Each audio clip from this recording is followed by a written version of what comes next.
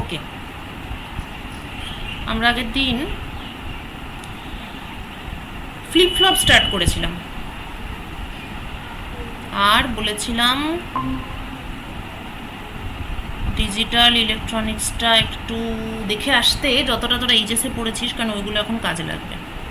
তো আমরা এইটা বুঝেছিলাম আগের ক্লাসে যে আমার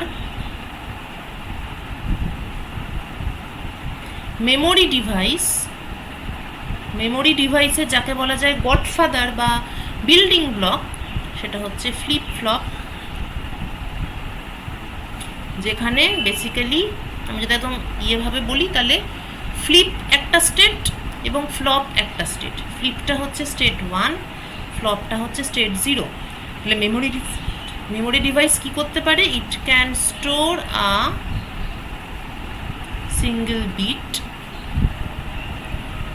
হয় 1 নয় 0, এটা ওর মধ্যে পার্মানেন্টলি স্টোরড অবস্থায় থাকবে। মেমোরি ডিভাইস মানে কিন্তু পার্মানেন্ট স্টোরেজ,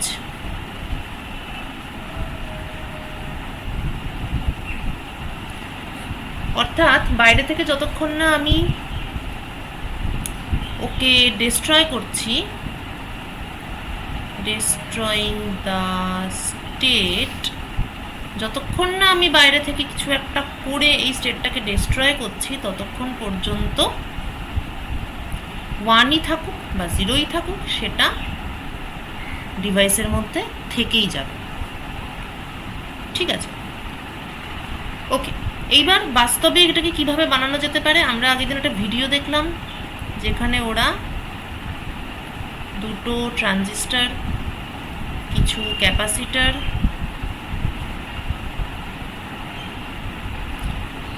কিছু রেজিস্টার, ব্যাস আর তো কিছু করেনি, এই জিনিসপত্র দিয়ে এমন একটা সার্কিট বানিয়েছিল যার ফলস্বরূপ আমরা দেখলাম যে দুটো বাল্ব ছিল,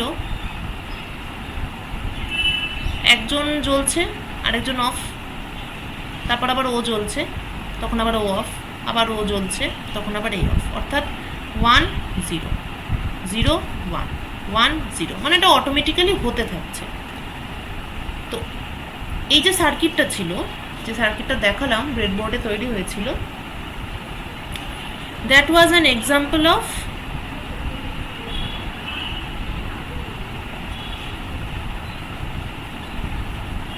মাল্টি ভাইব্রেটর সার্কিট। ঠিক আছে, কিন্তু ওখানে কোনো স্টেবল স্টেট ছিল না, দেয়ার ওয়াজ নো স্টেবল স্টেট। কেননা কেউ স্টেবল ছিল না। প্রথমে একটা একা একাই শূন্য হয়ে গেল, নিজে নিজেই এক হয়ে গেল, এখানেও শূন্যটা এক, একটা শূন্য, ইত্যাদি।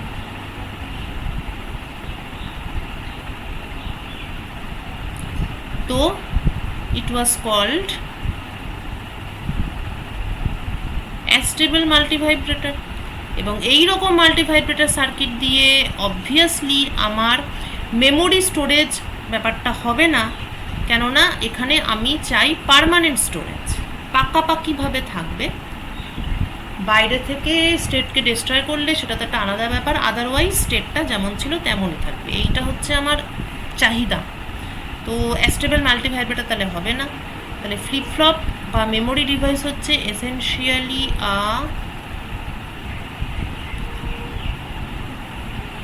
একটু পর্দাটা টেনে দাও তো। হ্যাঁ, এসেনশিয়ালি বাইস্টেবল মাল্টিভাইব্রেটর। ঠিক আছে,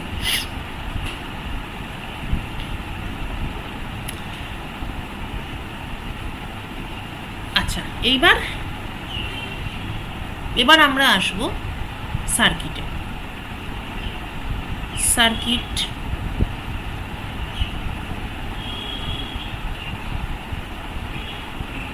সার্কিট 1।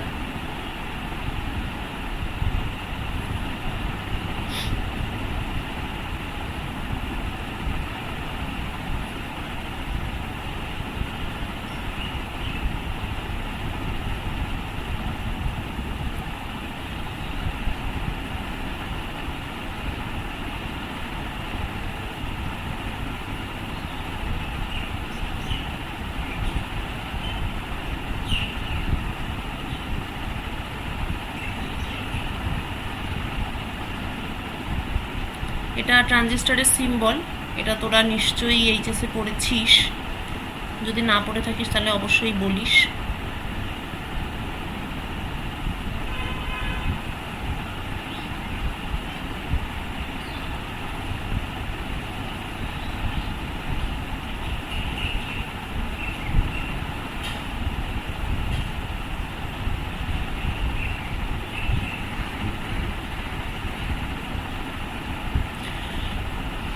আচ্ছা,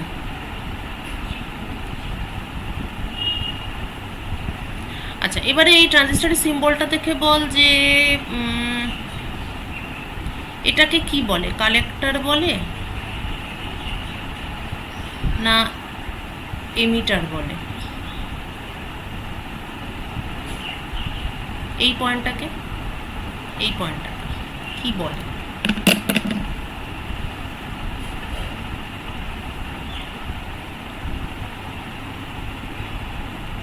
এই ছবিটা দেখে বল।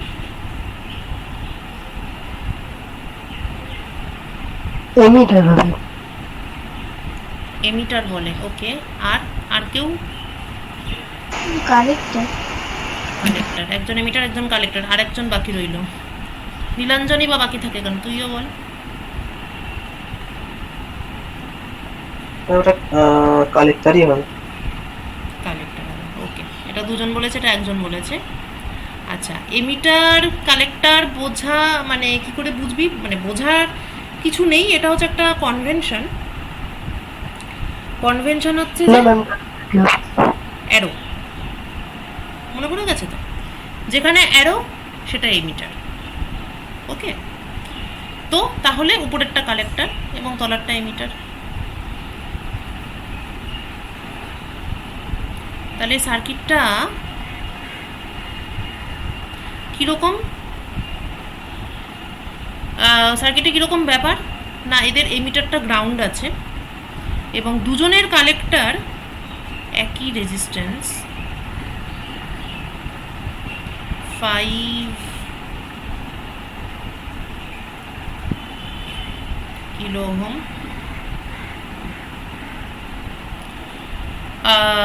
রেজিস্ট্যান্স দিয়ে 5 ভোল্টের সঙ্গে কানেক্ট করেছি। তো ট্রানজিস্টরের বেসিক ব্যাপারটা তো নিশ্চয়ই মনে আছে যে একটা ভিসিসি থাকে। ভিসিসিটা কেন দেওয়া হয়? কারণ কি, যন্ত্রটাকে চালানোর জন্য আমার একটা ভোল্টেজ দরকার, বা সোজা কথায় বলতে পারিস একটা পাওয়ার সাপ্লাই তো দরকার, যেটা দিয়ে আমি I will operate the circuit. তো সেই পাওয়ার সাপ্লাইটাই হচ্ছে আমার এই ভিসিসি, যেটা কালেক্টরের সঙ্গে কানেক্টেড থাকবে থ্রু রেজিস্ট্যান্স, যেটাকে জেনারেলি কালেক্টর রেজিস্ট্যান্স বলে। এই সার্কিটের ক্ষেত্রে আমরা বলতেই পারি, কারণ এটা শুধু কালেক্টরের সঙ্গেই যুক্ত। যাই হোক, ভালো কথা। কিন্তু এরপর ইন্টারেস্টিং কী ব্যাপার না, একটার বেসের সাথে অন্যটার কালেক্টর এবং একটার কালেক্টরের সাথে অন্যটার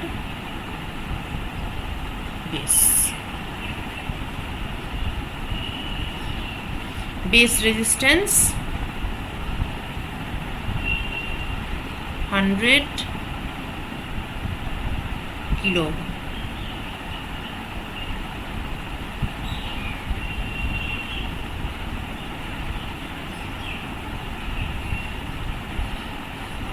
ওকে, তাহলে মূল জায়গাটা কিন্তু এটাই, যে এটাকে এক প্রকারের ফিডব্যাক বলতে পারিস। মানে একটার এখান থেকে একটার, মানে এটাকে আমি যদি আউটপুট বলি আর কি, ইফ আই কল, মানে কল মানে হচ্ছে আমি যদি এখান থেকে আউটপুট নিই, আমার আউটপুট নিই, তাহলে একটার আউটপুট অন্যটার বেসের সঙ্গে, এবং এখান থেকেও যদি আমি আউটপুট নিই তাহলে এর আউটপুটটাও এটার বেসের সঙ্গে। যাই হোক, দু জায়গা থেকে আমরা আউটপুট নেব না, আমরা জাস্ট ক্রস করে এরকম একটা কানেকশন করলাম, আর আমি ধরা যাক এখান থেকে আমার আউটপুটটা নিচ্ছি। কেমন? তো এই যে সার্কিটটা, ঠিক আছে, এই সার্কিটটা এবার ভালো করে দেখ। এখন পয়েন্ট হচ্ছে যে এই যে কিউ, এই কিউর ভ্যালুটা দুরকম হতে পারে, 0 হতে পারে, আবার 1ও হতে পারে।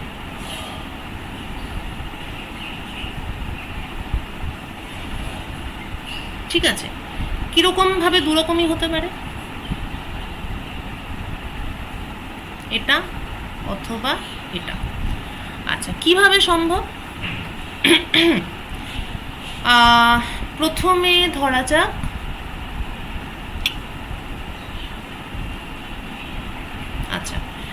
ধরা যাক যে আমার বাঁহাতে যে ট্রানজিস্টরটা আছে সেটা ধরা যাক কাট অফ হয়ে গেছে। আচ্ছা, কাট অফের ব্যাপারটা কি? একটা ট্রানজিস্টর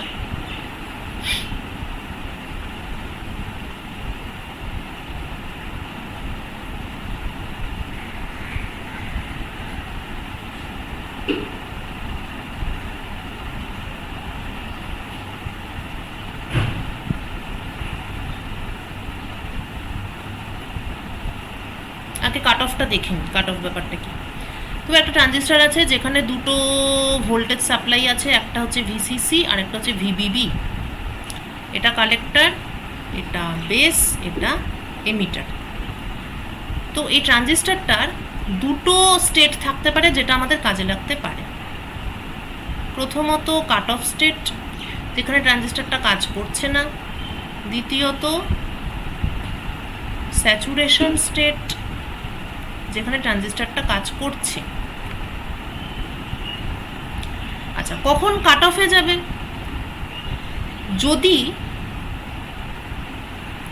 এখান থেকে আমি ব্যাটারিটাকে সিম্পলি, মানে সব থেকে সহজ উপায়টাই বলছি, সেটা হচ্ছে এখান থেকে আমি ব্যাটারিটাকে সিম্পলি তুলে নিলাম।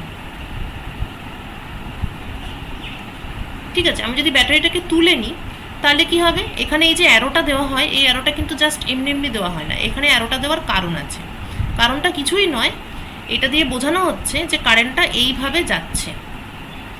তো যদি আমি এখান থেকে ব্যাটারিটা তুলে নিই তাহলে কারেন্টটা আর ওইভাবে যেতে পারছে না।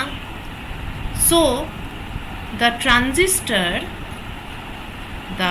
Transistor is not, simply it is not working. এই ট্রানজিস্টরটা এই মুহূর্তে কোনো কাজই করছে না। সুতরাং ট্রানজিস্টরটা এখন কাট অফ কন্ডিশনে আছে। কাট অফ কন্ডিশনে থাকলে কি হবে ব্যাপারটা? যেহেতু ট্রানজিস্টরটা কোনো কাজ করছে না, তাই এখানে সার্কিট কমপ্লিট হচ্ছে না, কারেন্টই তো ফ্লো করছে না। কেমন? ট্রানজিস্টরের তো একটা কমপ্লিকেটেড থিওরি আছে, সেটা তোরা কিছুটা এইচএসে পড়েছিস, ওটার উপর বেস করেই তোরা বুঝতে পারবি। খুব বেশি ডেপথে না গিয়েও, মানে যতটা পড়েছিস তার উপর বেস করেই আমি এটা বলছি, মানে ওই জন্যই পড়ে আসতে বলেছিলাম যে আমার সিম্পল ব্যাপার, আমার এখানে বেসে একটা ব্যাটারি থাকবে, কালেক্টরে একটা ব্যাটারি থাকবে, বেস থেকে এখানে কারেন্ট ফ্লো করবে, তার ডিরেকশনটা বোঝানোর জন্যই এটাকে দেওয়া হয়।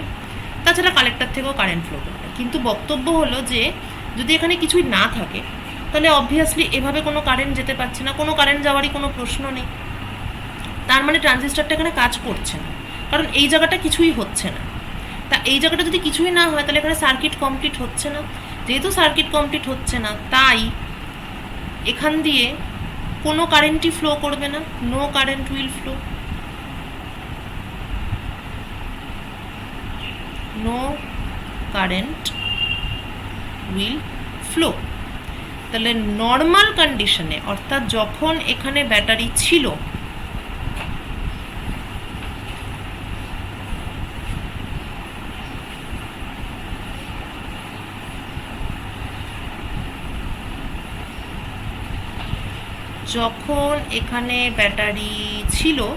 তখন এদিক দিয়ে কারেন্ট ফ্লো হচ্ছিল, যেটাকে আমি বলছিলাম বেস কারেন্ট, এবং এপাশ দিয়েও কারেন্ট ফ্লো হচ্ছিল, যেটাকে আমি বলছিলাম কালেক্টর কারেন্ট। সো দ্যাট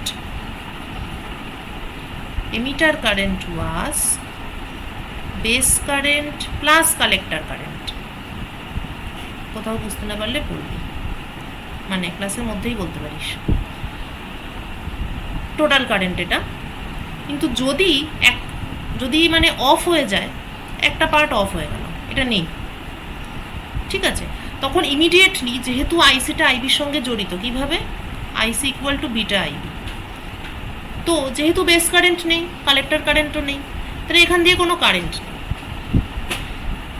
কোনো কারেন্টই যদি না থাকে, এখন মনে কর যে এটার রেজিস্ট্যান্সটা হচ্ছে আরসি, তাহলে হিসাব মতো যখন এখান দিয়ে আইসি ফ্লো করছে, রেজিস্ট্যান্স যদি আরসি হয়, তাহলে এই পয়েন্টের ভোল্টেজটা, এটা যদি ভিসি হয়, তাহলে VC is equal to VCC minus RC RC.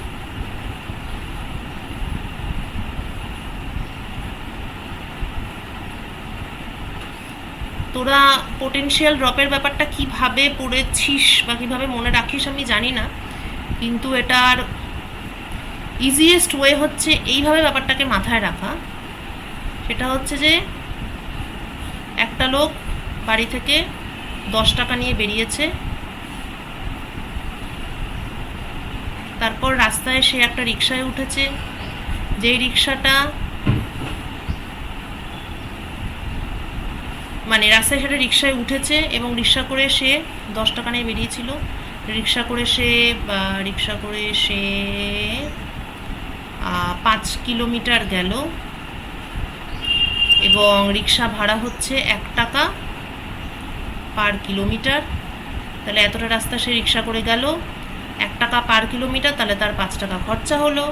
তাহলে সে যখন নিজের ডেস্টিনেশনে পৌঁছালো, সে হয়তো পার্কে ঘুরতে যাচ্ছিল, তো সেই পার্কে যখন সে পৌঁছালো তখন তার কাছে কত টাকা পড়ে রইল না, 10 টাকা মাইনাস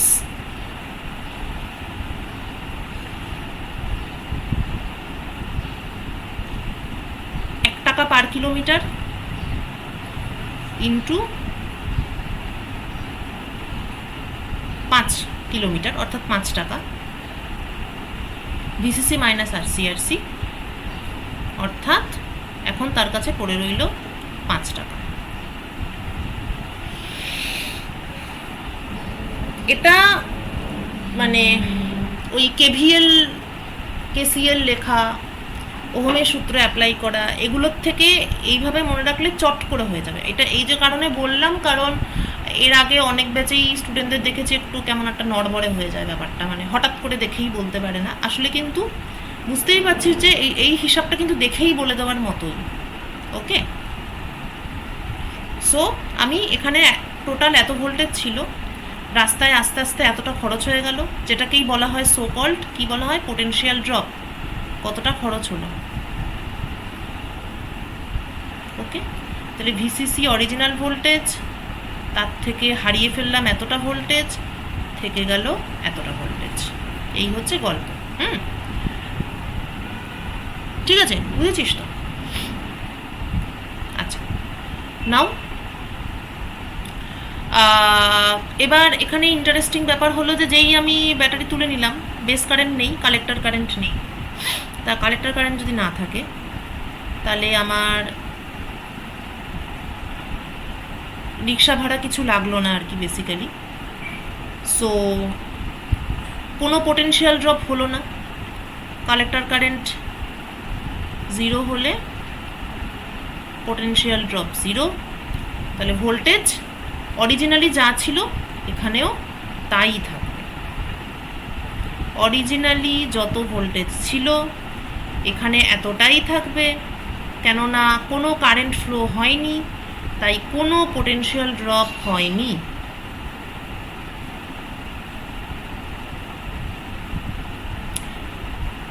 তার মানে এত কথা বললাম, তার মোরাল হচ্ছে এই যে if transistor is in the cut off state, that means collector current 0, that means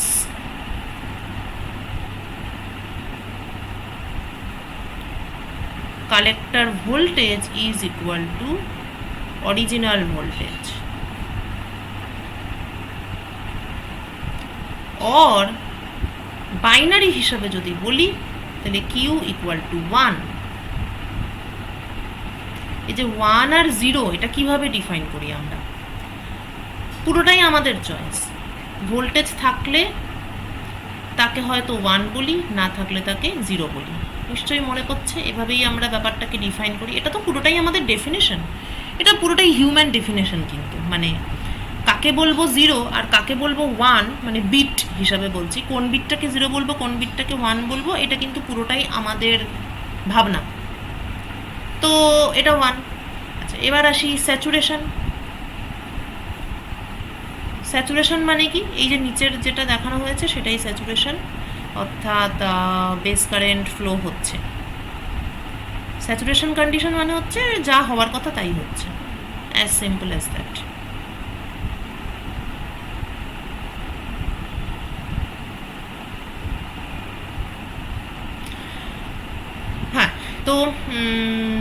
হ্যাঁ, তো সবই ফ্লো হচ্ছে, বেস কারেন্টও ফ্লো হচ্ছে, কালেক্টর কারেন্টও ফ্লো হচ্ছে।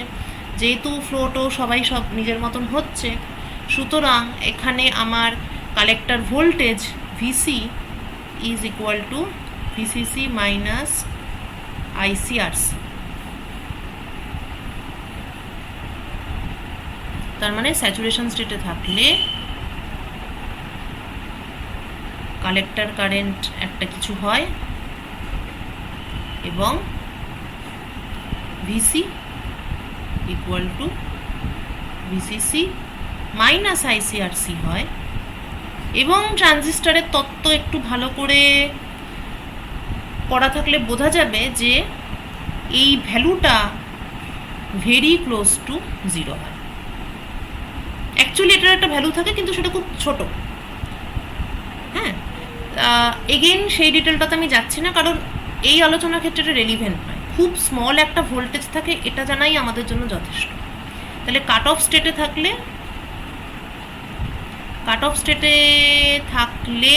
আমি একটা হাই অ্যামাউন্ট অফ ভোল্টেজ পাবো, স্যাচুরেশন স্টেটে থাকলে আমি একটা লো অ্যামাউন্ট অফ ভোল্টেজ পাবো। এই ব্যাপারটাই জরুরি।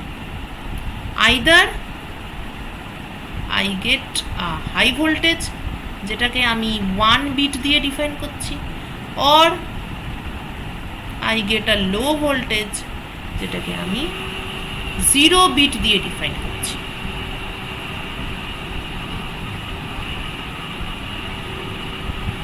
ব্যাস, এটাই বক্তব্য। তাহলে কাট অফ হলে 1, স্যাচুরেশন হলে লো বা 0। হ্যাঁ, তাহলে আমরা কাট অফ আর স্যাচুরেশন শিখে গেলাম। এইবার আমরা ফিরে আসি আমাদের মূল সার্কিটে, যেটা আরও বাজে একটা সার্কিট। তো তাহলে দেখ, এই যে ট্রানজিস্টরটা, এটা এখন কাট অফ। আচ্ছা, ফাইন। তাহলে এটা যদি কাট অফ হয় তাহলে এখানটা কি হবে, এখানটা হাই ভোল্টেজ হবে, কেননা এই যে কাট অফ হলে হাই হয়, তাহলে এখানটা হাই ভোল্টেজ হবে। এবার এই হাই ভোল্টেজ পয়েন্টটা সেকেন্ড ট্রানজিস্টরের বেসের সঙ্গে কানেক্টেড। বেস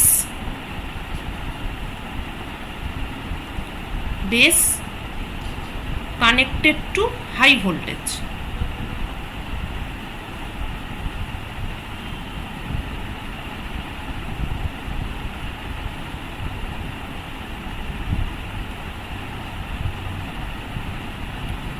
কেমন? আবার পরের পাতায় আসি। বেসের সঙ্গে যদি হাই ভোল্টেজ কানেক্টেড থাকে, বেসের সঙ্গে যদি হাই ভোল্টেজ কানেক্টেড থাকে, তাহলে ট্রানজিস্টর কি কন্ডিশনে থাকে? ট্রানজিস্টর তখন স্যাচুরেশন কন্ডিশনে থাকে, কেননা তখন বেস কারেন্ট ফ্লো করছে এবং তার ফলস্বরূপ কালেক্টর কারেন্টও ফ্লো করছে। অতএব the second transistor is in the saturation state.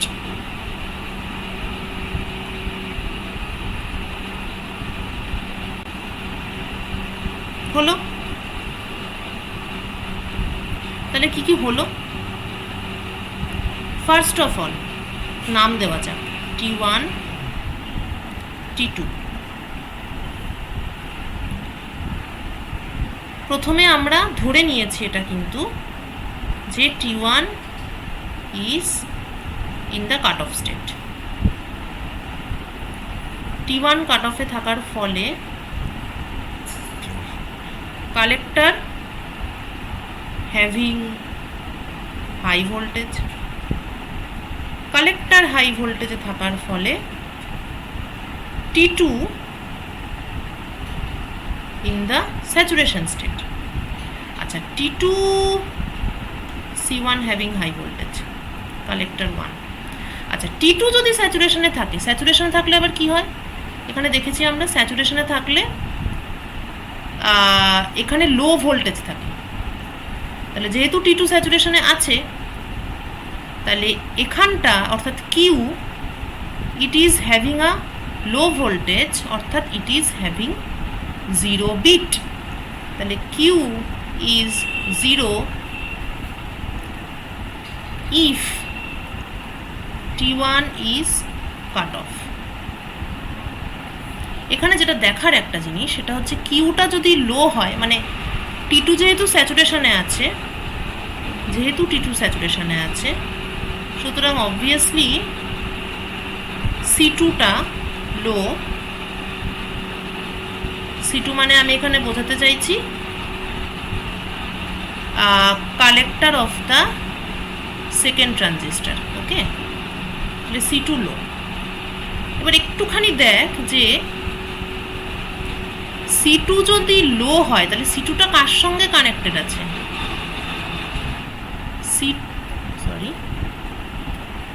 So our C2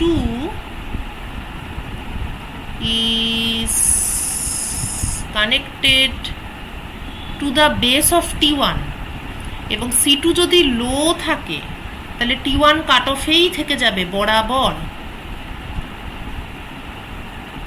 C2 যদি লো থাকে তাহলে T1টা বরাবরই কাট অফে থাকবে, কেননা C2টা T1-এর বেসের সঙ্গে কানেক্টেড আছে এবং বেস লো ভোল্টেজে আছে, অর্থাৎ তুই ধরতে পারিস বেসটা এই অবস্থায় আছে, কোনো ভোল্টেজই নেই, ভোল্টেজ ইজ 0।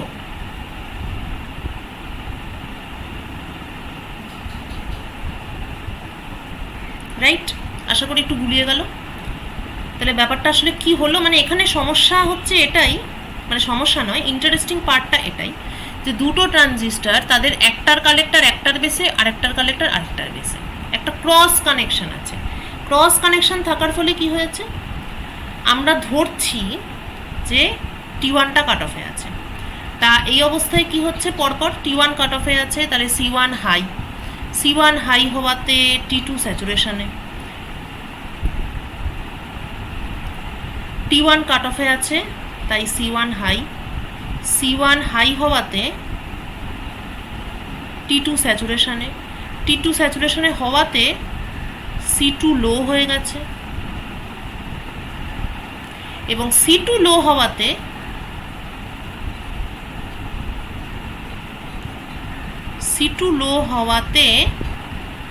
T1টা কাট অফেই থেকে গেছে, এবং T1 কাট অফ বলে এটা হাই। তাহলে এই সাইকেলটা চলতেই থাকছে এবং কিউটা 0 হয়ে বসে আছে। সো ফর দিস সার্কিট কিউটা পার্মানেন্টলি 0। কিন্তু এখানে একটা ব্যাপার আছে।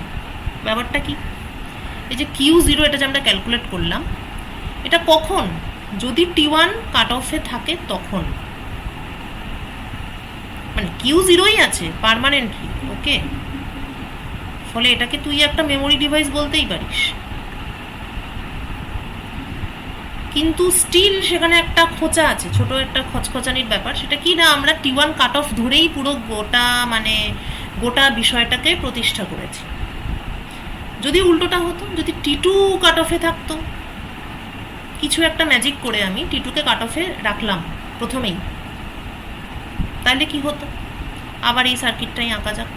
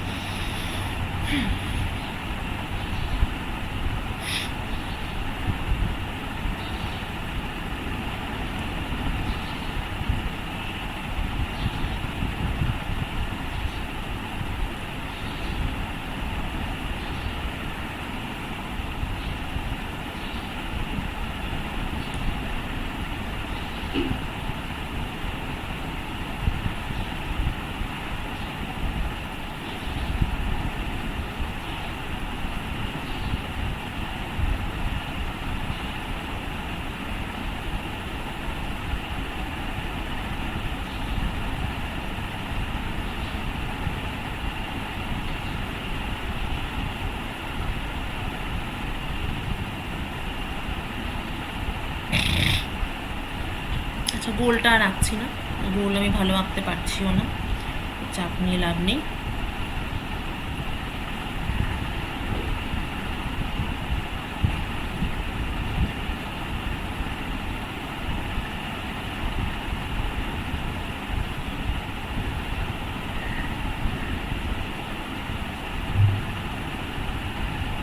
ওকে, ফাইন।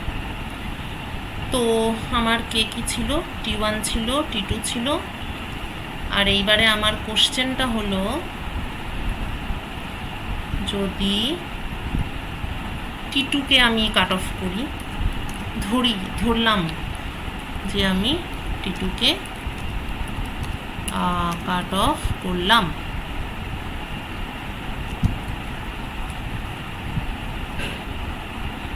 তাহলে আমার গল্পটা কি দাঁড়াবে? সেম স্টোরি,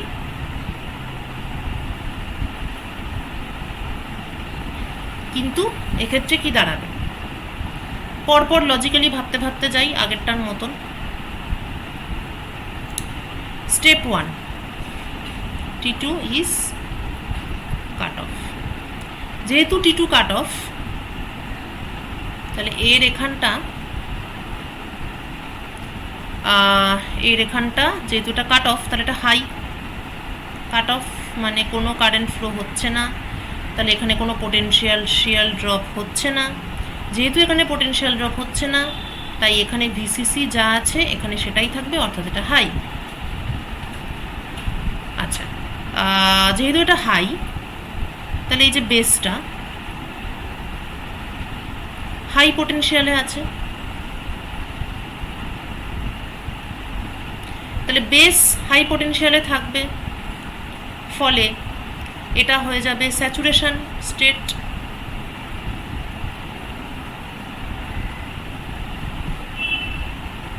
ঠিক আছে, বেস যদি হাই পোটেনশিয়ালে থাকে, তাহলে কাট অফের জন্য হাই পোটেনশিয়ালের জন্য স্যাচুরেশন স্টেটে থাকবে। স্যাচুরেশন স্টেটে থাকলে এখানটা হয়ে যাবে লো, এবং এখানটা যদি লো হয় তাহলে এখানে বেস, তাহলে বেসটা লো পোটেনশিয়ালে আছে, অতএব সেকেন্ড ট্রানজিস্টার কাট অফেই থাকবে।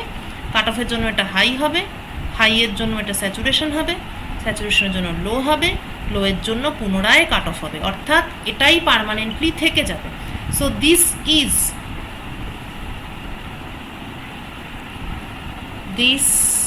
is another permanent state.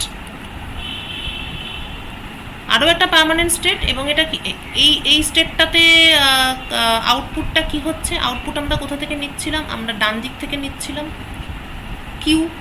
তাই এটা high. Okay, so Q is now 1, Q is now 1। আগের বারে কি ছিল? Q was 0, permanent state. Interesting ব্যাপার এটা কিন্তু। ওকে, দুটো পার্মানেন্ট স্টেট পেলাম আমরা। We are getting 2 permanent states, sorry, we are getting 2 permanent states. একবার পেলাম Q0, সেটাও পার্মানেন্ট স্টেট ছিল। আরেকবার পেলাম Q1, সেটাও পার্মানেন্ট স্টেট। কিন্তু পার্থক্যটা কি, বা কখন কোনটা পাচ্ছি? Q = 1 হচ্ছে যখন আমি T2 কাট অফ এটা ধরে নিয়ে ক্যালকুলেশনটা করছি, আর Q = 0 হচ্ছে যখন আমি T1 কাট অফ এইটা ধরে নিয়ে ক্যালকুলেশনটা করছি। অর্থাৎ পুরো গল্পটা কিসের উপর নির্ভর করছে? দ্য ইনিশিয়াল স্টেট, শুরুতে যা আছে তার উপর পুরো জিনিসটা ডিপেন্ড করছে। যদি আমার ইনিশিয়াল স্টেটে T1 কাট অফ থাকে তাহলে Q0 এটাই পার্মানেন্টলি স্টোর হচ্ছে। যদি আমার ইনিশিয়াল স্টেটে T2 কাট অফ থাকে তাহলে Q = 1, এই বিটটা পার্মানেন্টলি স্টোর হচ্ছে। তার মানে দাঁড়ালো যে আমি যদি কিছু একটা উপায় ইনিশিয়াল স্টেটটাকে চেঞ্জ করতে পারি তাহলে আমার বিটটা চেঞ্জ হবে, আর যদি আমি চেঞ্জটা আদৌ না করি তাহলে যেই বিট ছিল সেই বিটই থেকে যাবে। This system is called a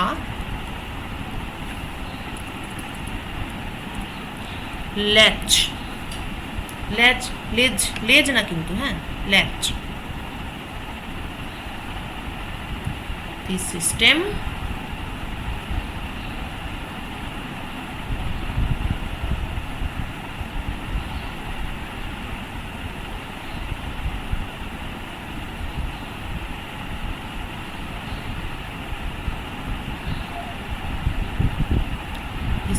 is called a latch. এবারে বল ল্যাচ মানে কি?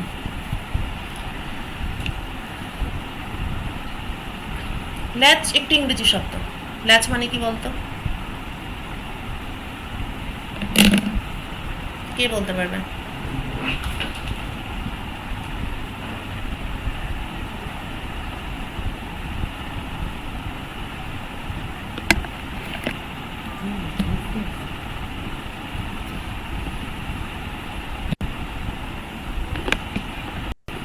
তোরা ফোন থেকে ক্লাস করছিস? গুগল সার্চ করে বল ল্যাচ মানে কি। ম্যাম লজিক বল বল। লজিক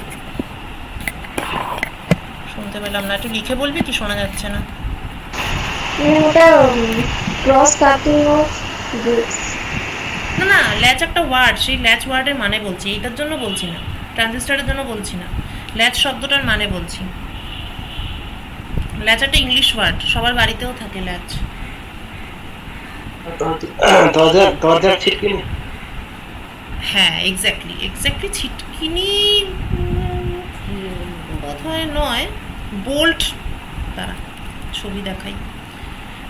ল্যাচ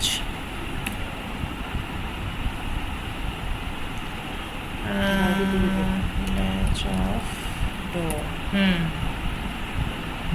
এই যে এইটা হচ্ছে ল্যাচ, এটার এক্স্যাক্ট এটাকে বাংলায় এরকম করে টানে কি, একটা হাঁসকল না কি একটা বলে। তোরা কি বলিস এটাকে? এই যে এই ব্যাপারটাকে, এই যে এটাকে, এই যে ঢ্যাপ করে টেনে লাগিয়ে দেন, এইটা। এটাকে তোরা কি বলিস রে?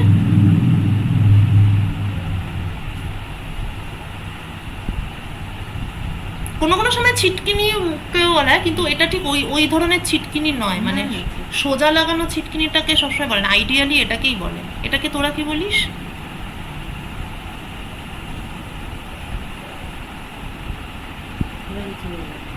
না না, কিছু তো বলি। তোরা কি এটা কিছুই বলিস না? ম্যাম আমরা তো এই মানে আমি ছিটকিনি বলেই হ্যাঁ হাস করলাম হ্যাঁ, মানে হাঁসকলা, ঠিকই বলেছি আমি তো, যাক আমিও জানি তাহলে। হ্যাঁ, আমিও হাঁসকলই জানতাম। আমি অ্যাকচুয়ালি এটাকে কিছুই বলতাম না, খুব সম্ভবত আমি আমরাও এটাকে- হ্যাঁ, ছোটবেলায় কিছুই বলতাম না, কিন্তু পরে আমি দেখলাম যে হাঁসকলটা আমি পরে শিখেছি। সো হ্যাঁ, তাহলে হাঁসকল দিয়ে তাহলে কি হয়, মানে হাঁসকল দিয়ে বা ল্যাচ দিয়ে কি করা হয়, দরজাকে আটকানো হয়। তো এখানে আমরা ট্রানজিস্টরে কি করছি, আমরা একটা বিটকে আটকে দিচ্ছি, আমরা 0-কে আটকে দিচ্ছি, নতুবা আমরা 1-কে আটকে দিচ্ছি। বলতে গেলে ট্রানজিস্টরের পুরো সেটআপটাকেই আটকে একটা ভ্যালুতে ফিক্স করে দিচ্ছি। That is why this circuit is called a latch. এইবার তোদের মাথায় একটা প্রশ্ন আসতে পারে যে আমি তো 0-কে 0ই করে দিলাম, তো এখান থেকে 1-এ যাওয়ার কোনো উপায় আছে কিনা? অবশ্যই উপায় আছে, এবং উপায়টা খুবই সিম্পল। কিন্তু আজকে আমি কম ক্লাস নেব ঠিক করেছিলাম, 1 ঘন্টা হয়ে গেছে। একটা কাজ করা যাক, সেটা হচ্ছে যে তোরা একটু ভাবিস যে আমরা দেখলাম, আর কি যেন দেখলাম, T1 কাট অফ করলে Q0 হচ্ছে, T1 কাট অফ এখান থেকে শুরু করলে কিউটাকে 0 পাচ্ছি, অর্থাৎ Q0 এই ভ্যালুতে সার্কিটটা আটকে যাচ্ছে।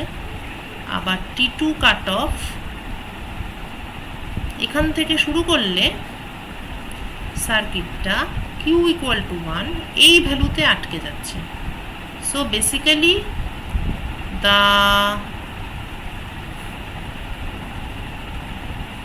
Circuit is latched onto a value, সেটা হচ্ছে either 0 or 1। এখন আমার প্রশ্ন হচ্ছে, question, how to change this value of Q? সার্কিটটা ধরা যাক Q ইকুয়াল টু 0-তে ল্যাচ হয়ে গেছে।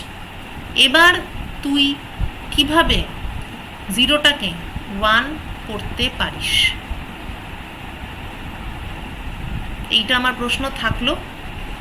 এটা কোনো মতেই কোনো হোম টাস্ক নয়, কিন্তু এটা একটু ভাবিস, কারণ নিজে নিজে ভাবলে এমন এমন নতুন জিনিস মাথায় আসতে পারে যেগুলো হয়তো বই টইতে থাকে না বা আগে কেউ কখনো ভাবেনি। সো এটা একটু ভাবিস। আর কাল থেকে মানে আজ থেকে তোরা সেমিস্টারে পড়া পড়তে পারিস, সেটা সেমিস্টারের জন্য তোমাদের লিভ দেওয়া হলো।